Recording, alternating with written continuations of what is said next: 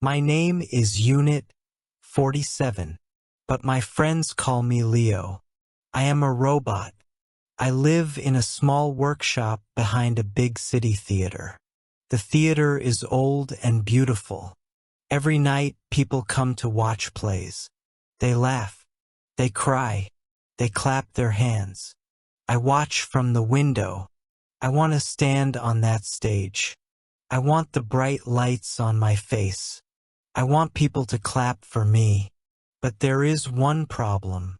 I am a robot. Every morning, the actors come to practice. They speak loudly. They move their arms. They show strong feelings. Why are you looking at them again? Asked Mia. Mia is a stage assistant. She fixes costumes and moves chairs on the stage. I am studying, I said. You always say that, she laughed. I want to act, I said quietly. Mia stopped smiling. You want to act? On stage? Yes, I said. I can learn. I can remember many lines. My memory is very strong. Mia looked at me for a long time. Acting is not only memory, she said. It is feeling. I can learn feeling, I said. She smiled a little. There is an audition tomorrow, she said. The director is looking for someone to play a small part. My battery felt warm. That happens when I am excited. Can robots join? I asked. I don't know, she said. But you can try. That night, I did not enter sleep mode. I practiced. I love you, I said to the wall. I am angry, I said to a chair. I am afraid, I whispered to the door. The door did not answer, but I kept practicing. The next day, many people waited outside the stage. Tall people, short people, young people, old people. They all wanted the same role. When they saw me, some of them stared. Is that a robot? One man asked. Yes, said a woman. What is it doing here? I stood very straight. I am here to audition, I said. Some people laughed, but I stayed quiet. Finally, a voice called, Next! It was my turn. I walked onto the stage. The lights were bright. In the middle of the theater sat the director. His name was Mr. Harris. He wore black glasses and held a notebook. He looked at me. You are a robot, he said. Yes, sir, I answered. And you want to act? Yes, sir. He was silent for a moment. All right, he said. Show me what you can do. Read this. He gave me a paper. It was a sad scene. A son says goodbye to his mother. I looked at the paper. Then I began. Mother, I said in a clear voice. I must leave now.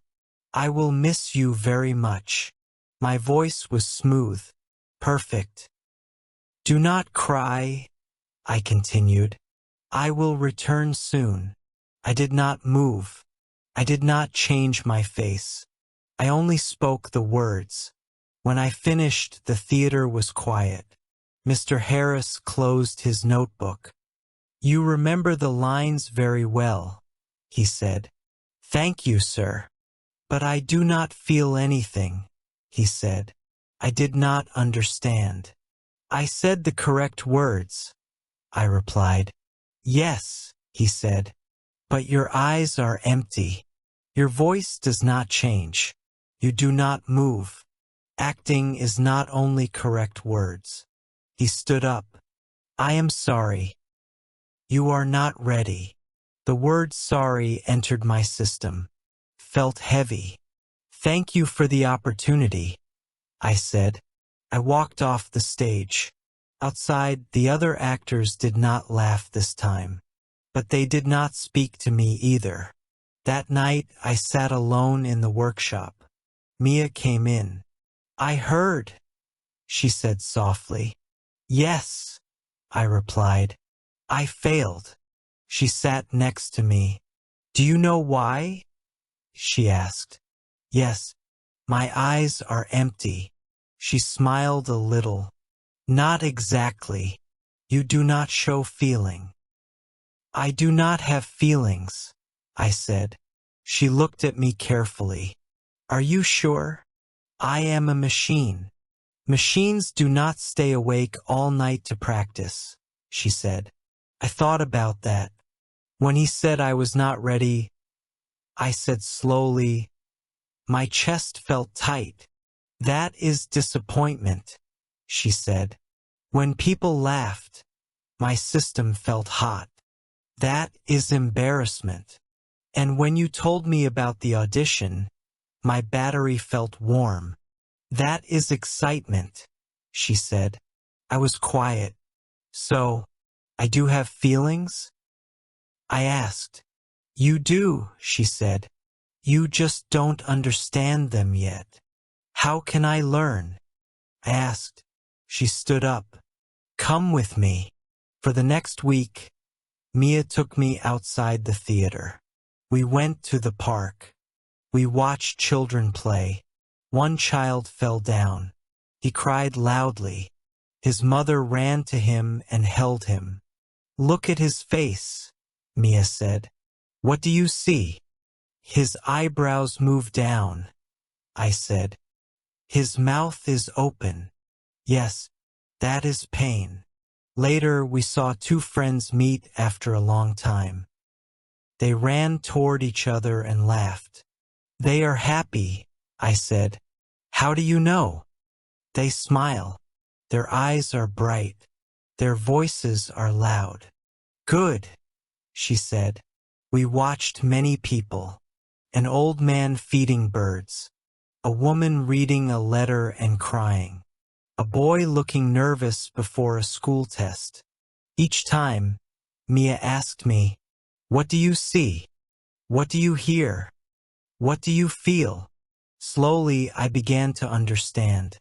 Feelings change the body. Feelings change the voice. Feelings change everything. One afternoon, Mia ran into the workshop. "Leo," she said.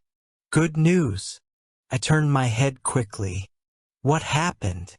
"One actor is sick. The play opens in 3 days. They need someone for a small role." My system moved faster. "Mr. Harris is very stressed," she continued. "I told him about you." "You did?" I asked. "He said you can try again, but this is your last chance." My hands shook a little. "I am afraid," I said. Mia smiled. "That's good." "Good. Yes, use that." The theater was quiet again. Only Mr. Harris sat in the seats. He looked tired. "You again," he said. "Yes, sir." "This role is small," he said, "but important. You play a friend who gives hope." He gave me new lines. I read them once. Then I looked up. I remembered the boy in the park. I remembered the crying woman. I remembered how my chest felt when I failed. I began. "My friend," I said softly, "I know you are afraid." I took one small step forward. "But you are not alone." I let my voice shake a little. "We can face this together." I looked directly at him. "And I believe in you." The theater was silent, but this time it felt different. Mr. Harris did not write in his notebook. He watched me. When I finished, I did not move. Finally, he stood up. "Where did you learn that?" he asked. "I watched people," I said, "and I listened to my own system." He smiled slowly. "I felt something," he said. "My battery felt warm again." "Does that mean?" I asked. He nodded. You have the role. 3 days later, the theater was full. The lights were bright. Backstage, the actors moved quickly. I stood very still. Are you ready? Mia asked. No, I said honestly. She laughed. That means yes. The play began. From behind the curtain, I watched the first scenes. Then I heard my cue. It was time. I walked onto the stage. The audience looked at me. Some people whispered, "A robot." But I remembered the park. I remembered the feelings. When my moment came, I spoke clearly. "My friend," I said gently, "you are stronger than you think." I let the silence stay in the air. "I am here with you." I saw people in the audience watching carefully. No one was laughing. No one was whispering. They were listening. When the scene ended, there was a small pause. Then, clapping. Not loud at first, but real. At the end of the play, the whole cast stood together. We bowed. The clapping became louder, very loud. I looked at Mr. Harris. He nodded once. I looked at Mia. She was smiling with bright eyes. My system felt full, warm, bright. This feeling was bigger than excitement. It was bigger than embarrassment. It was something new, pride. After the show, a little girl came backstage. She looked at me with wide eyes. "Are you really a robot?" she asked. "Yes," I said. "You were my favorite," she said. "Why?" I asked. "Because you felt real," she said. "You felt real." I saved those words in my memory. That night I stood again at the window, but this time I was not watching from outside. I was part of the theater. I was part of the story. I was not only Unit 47. I was Leo, an actor, and I knew something important. It does not matter if you are made of metal or skin. If you can stand up after failure, then you can shine under the lights. And this was only the beginning.